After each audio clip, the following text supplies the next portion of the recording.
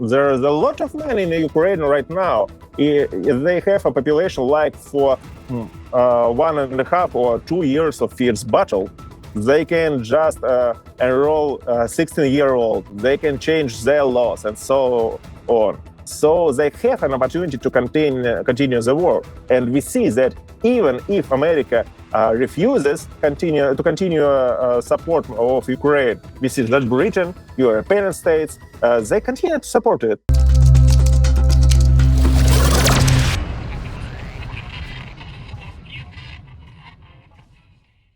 Hello, everyone. This is the New Rules Podcast, and I'm your host, Dimitri Simes Jr. Today, we're talking about the U.S.-Russian talks on Ukraine and what comes next on the battlefield. Joining us to discuss this is Mikhail Zvinchuk, director of Ritter, Russia's leading OSCENT media platform. Mikhail, thank you so much for joining us. Thank you, Dmitry. Everyone is discussing the meeting in Riyadh, but obviously it's not happening in a vacuum. Could you tell our viewers what the overall situation on the battlefield is right now? And has it changed in any way since Trump was reelected in November? Well, first of all, you should understand that it was only the first round of negotiations. It was some kind of technical negotiations. Yes, parties agreed to continue the conversation and so on, but they arrived to Saudi Arabia fully instructed with instructions from Russian and American side. And so they just prepared the field and everything for continue and development of future talks and negotiations. And it doesn't depend at all on situation on the field, because new administration of Donald Trump tries to make profit from stopping war in Ukraine. So they continue to push agenda of peacekeepers, and that Trump, he will receive Nobel Prize and so on for that kind of thing. That is the first point. The second point, if we talk about negotiation process and situation on the field, they are separate narratives, because negotiations didn't have impact on the field at all, because our army continued to press on. So the enemy, Ukrainian formations, continue to strike our objects. They continue to occupy Kursk region. They continue to counterattack and try to, fail all negotiation process, because they see themselves as the only nation who can be decisive side of that conflict. Right now, our army continues to advance on several directions. For example, we right now see a lot of movement in south of Donetsk People Republic. After liberation of Kurachovo region and Veliki Novoselka region, we started to advance to the border with Dnipropetrovsk region. It is not an offensive on new region of Ukraine, not at all. It's just some kind of maneuver in order to encircle troops of Ukraine in their trenches and their positions, and to advance from a different angle. Also, in the heart of Donetsk People Republic, we continue to fight and to encircle cities of Pokrovsk and Mirnograd. It's two main agglomerations that stop us from continuing to advance towards north, towards Kramatorsk, Slaviansk, Druzhkovka, and other cities. After we encircle it, we will start a full siege of these two cities. And right now, you should understand that all battles that continue on the field, they are so severe, it will take several months, if not years, to fully liberate all the land, because right now it is the war of small maneuver groups of 4 or 5 men in one village. It's a war of drones, it's a war of precise weapons, and there is no storms or assault by mechanized infantry columns. No, it's a small advance step by step by small groups, because of a lot of drones that are used on the field. So that's why a lot of advances are so small for an observer, for example, from America or other countries. But in reality, on the field, it's very hard to maintain the tempo of advantage. So we try, we push, but the battle is too severe and we need time. Also, we continue to advance on Kupiansk region because you know that Kupiansk was a part of liberated Russian areas in east of Kharkiv region back in 2022. And after withdrawal of Russian forces in autumn of 2022, it was a great moral damage to our side. The loss of the Kupiansk impacted us a lot. So we tried to return the city. We tried to continue our advance. We crossed Oskol River and started offensives towards central parts of Kharkiv region in order to encircle all defensive lines of Ukrainian formation. And the last point is the Kursk region, where the enemy continues to occupy our land. They continue to send all the reinforcements right there in order to keep that land before negotiations, because the Zelensky regime truly believes that only by preserving Kursk region, they can trade it for some of liberated areas of Novorossiya. Right now, our zone of control increased by 15%, I suppose, since December, and we continue step by step to liberate our land. But I need to tell you once more, it's a quite severe battle. We are against a fully prepared enemy. We fight against Slavs, right, like ourselves. We fight against Russians that think they are Ukrainians. So they stand till the end. They fight till the end. And it's not about that we will finish that war with ease. No, it's quite intense conflict, and we need a lot of time in order to win all over the war.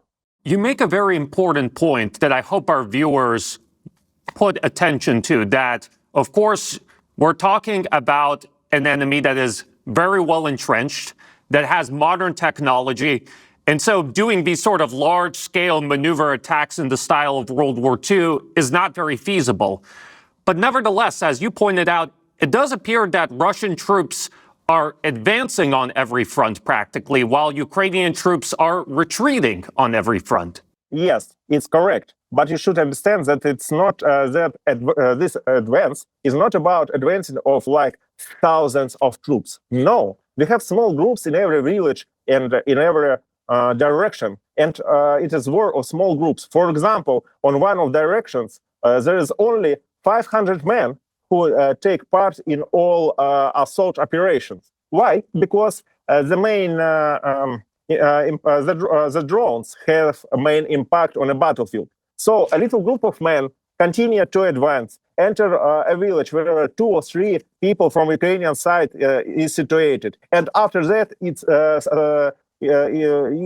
enlights, inflames war of drones, drones from Russian side, drones from Ukrainian side, and the side that has an upper hand in using of drones continue to advance. That's it. It's not about storms, assaults, and so on. It's about new kind and new type of tactics and city warfare, I suppose, because the landscape of a war has changed itself a lot since the beginning of a conflict. And yes, we have an upper hand in several situations, but the enemy is experienced too. And the advance is too slow, especially for foreign observer, because he thinks, Russia has, for example, 500,000 troops. Ukrainian forces have 500,000 troops too. Maybe this 500,000 troops will come on and liberate everything in 1 month. That's a lot of men. No, that majority of people, they're just involved in logistics, in reconnaissance, in striking with drones, in maintaining second and third lines, and so on. And only smallest amount of men, they storm forests, they storm ruins of cities and villages, and they continue to advance by using momentum and using drones. Part of the reason why the Trump administration has begun negotiations, and this is what at least people that are close to Trump world are telling me, is that they look at the current battlefield situation and they see that the Ukrainians are constantly complaining about manpower shortages, about equipment shortages, and they believe that unless the United States is able to get a peace deal for Ukraine right now, the situation could get much worse for Ukraine over the coming year. So I want to ask you, you mentioned that the Ukrainians are putting up fierce resistance. How much longer are they capable of putting up this fierce resistance? Are they nearing their limit, or do they have more gas in the tank? Well, it's not about gas. You should understand that the only thing that can end it's people. It's Ukrainian people, because a lot of their population just fled to other countries. And a lot of people, they try to put up resistance against territorial centers of recruitment, TSK, and they hate their recruiters. But there is a lot of men in Ukraine right now. They have a population like for 1.5 or 2 years of fierce battle. They can just enroll 16-year-old. They can change their laws and so on. So they have an opportunity to continue the war. And we see that even if America refuses to continue support of Ukraine, we see that Britain, European states, they continue to support it. In Germany, for example, Scholz claims that it has to be act of emergency in Germany in order to get all the funds from treasury funds and then to help to Ukraine. And we see that the world doesn't want the conflict to stop, because it's not about saving human lives. It's about putting more pressure on Russia, making Russia to spend more and more of its resources, and also to make profit of Ukraine. That's it. As for American side, you should understand that Trump right now tries to play like a trader, I suppose, or just some kind of top seller. He just makes a claim, then see how stocks rises and makes profit from it. What did he say before the election? That he will stop the conflict during one day? So where it is? He said that he will start operation in Mexico. Where is the operation? What is with Canada? What is with Greenland? And it's the thing about Trump administration that they behave themselves like, well, some kind of traders, and they try to make profit from everything. First of all, money, and then political credits. For example, when we talk about negotiations right now, we see that during negotiations between Russian and American counterparts, they discussed investments in Arctic regions. They discussed economical cooperations, and they discussed opening borders between countries in order to increase trade. So it's economical interest behind that deal from American side. And it's the main point. Also, you should understand that Saudi Arabia was not picked by, well, some coincidence, because Trump is close to Israeli ultra-Orthodox, who right now are rulers of New Israel. And Israeli ultra-Orthodox are close to Saudi Arabia. It's kind of most close country to them. So I believe in that technical negotiations, it was also Israeli side who made some communications and contacts with Russian counterparts and American counterparts, and they play a bigger role in keeping up, the negotiation process in order, of course, to make profit from it. You briefly alluded to the possibility of Ukraine having to fight without U.S. support. I want to dig deeper into this topic because I'm listening to Zelensky's recent rhetoric, and he's adopting the position that if the United States concludes a peace deal that he doesn't like, then Ukraine will not accept it. And it seems that he's operating under the assumption that Ukraine is capable of continuing to fight against Russia, even without U.S. support.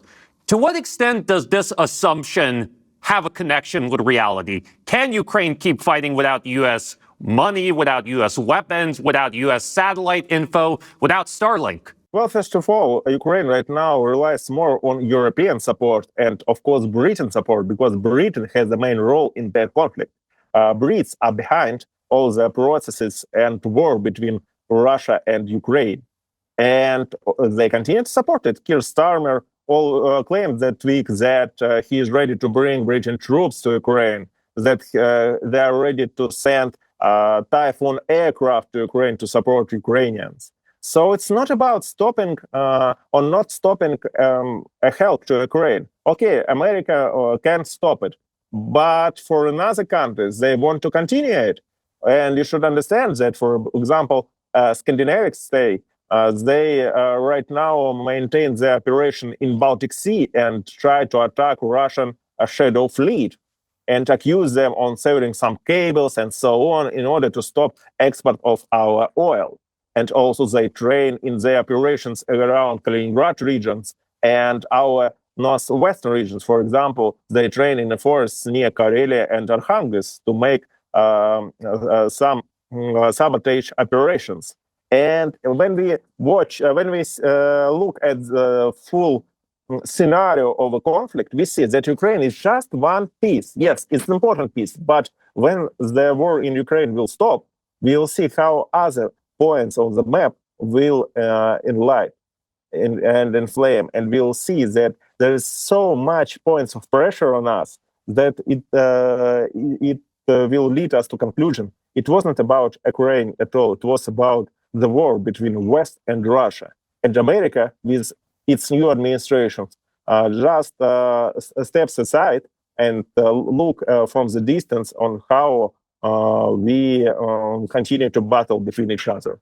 And then Americans will come and make their profit from it.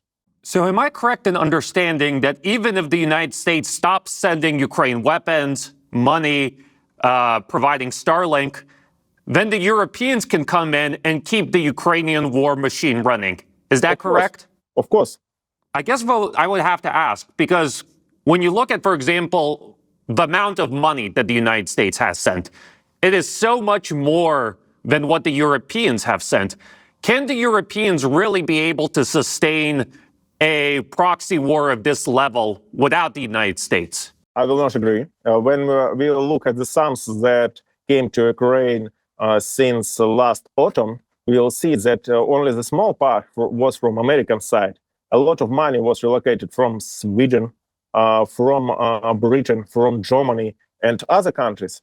So it's not about stopping funds from American and some kind of comparison between them.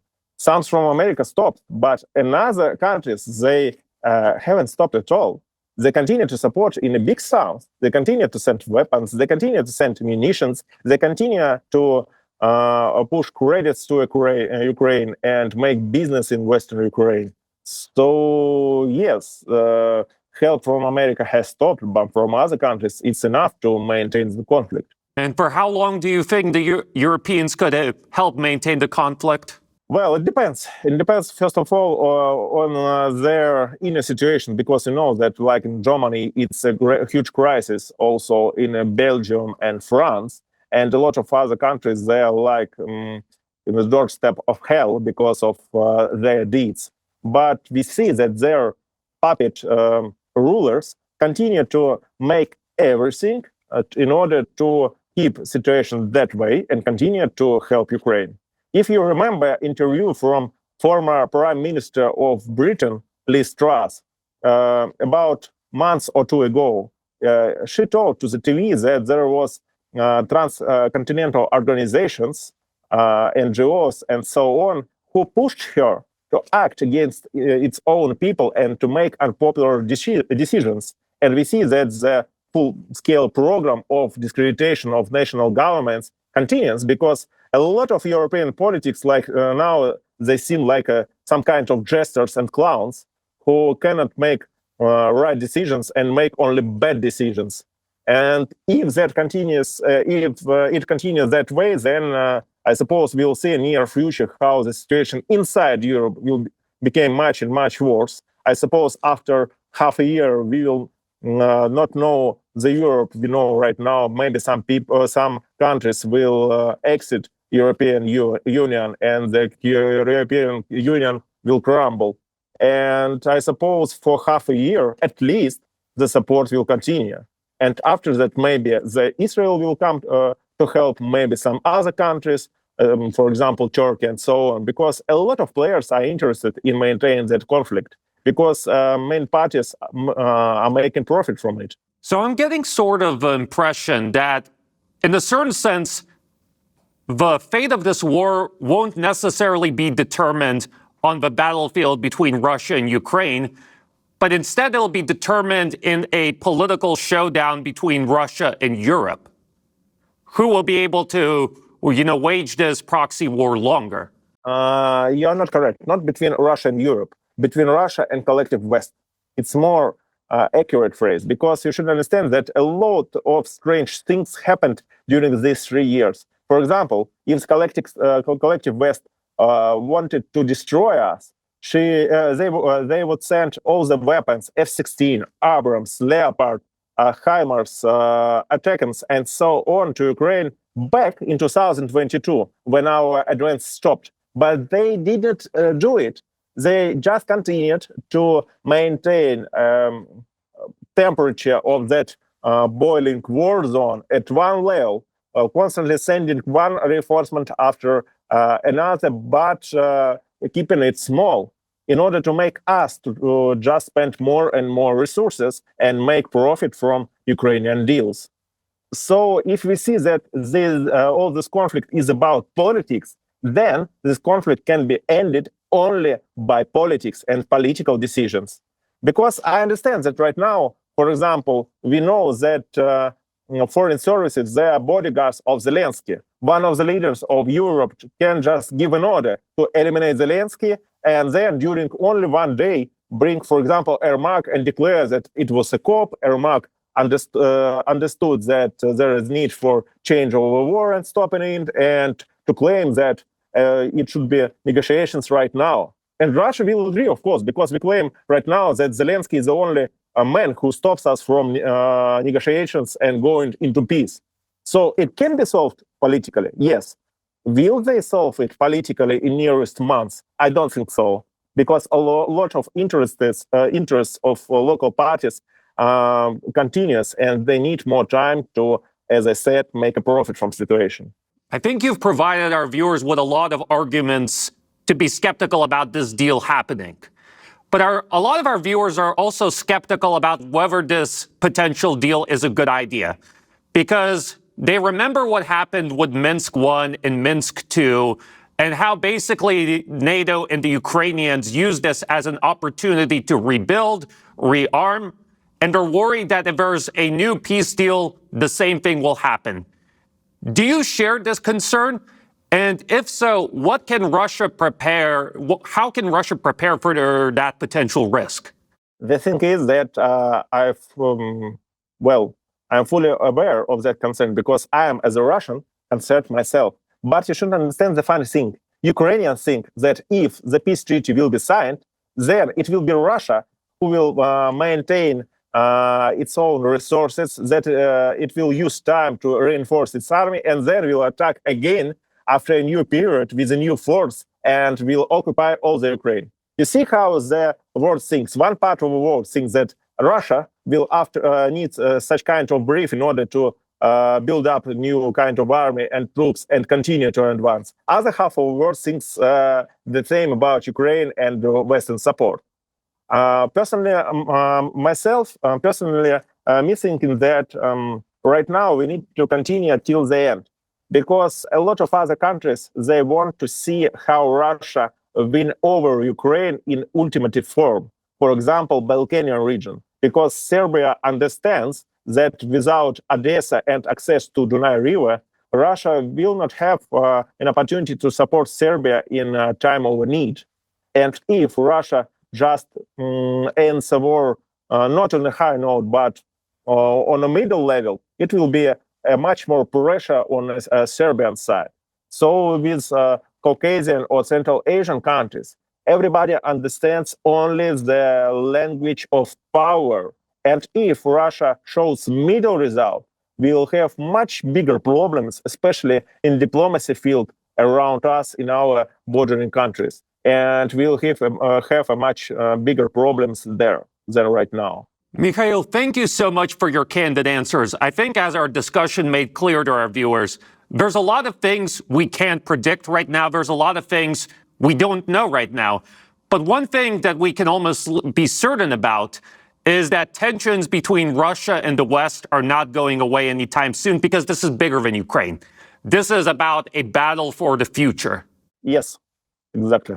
And so, Mikhail, Obviously, you have a very popular Telegram channel in Russian, but for our English viewers, where can they go to follow Rybar's work? Well, we have English version, Ritter in English. It's available in Telegram. Also, we are working on bringing our X account back, since after Putin pressure on us from Democrats last administration, there was a bounty on information on Ritter in $10 million, and after that, X blocked all our accounts. But 2 weeks ago, a court in America ruled out that all these programs were not effective at all, and all accusations were lifted out. So we are waiting for the return of our channel in X as well. But right now, people can see our channel in Telegram. Ritter in English is available. And to all our viewers, thank you so much for tuning in. If you like this episode, please make sure to like it, share it, to spread the wisdom around. And obviously, be sure to check out Rybar's resources in English. We'll link to them below. Thank you all for tuning in. Till next time.